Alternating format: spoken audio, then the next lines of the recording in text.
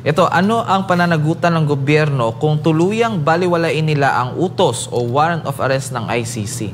Walang pananagutan ng gobyerno. In the very first place, we are not anymore part. We are not anymore a member of the ICC.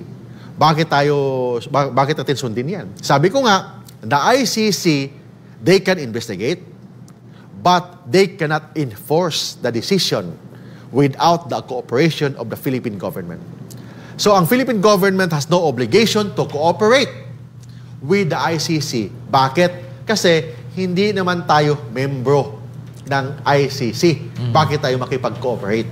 So ibig sabihin, hindi mandatory, hindi obligado ang Philippine government na makipag-cooperate sa ICC.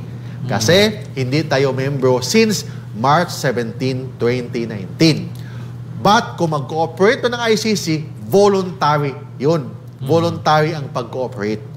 So, if you remember, bakit the Duterte administration nag-withdraw sa ICC? Kasi ang ICC ginamit as a political attack against the Philippine government.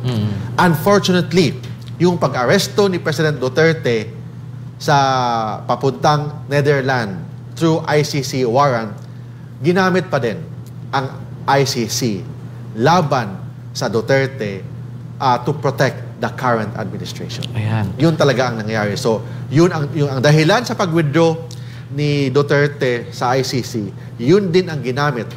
Bakit siya na-aresto papunta sa Netherlands? Ito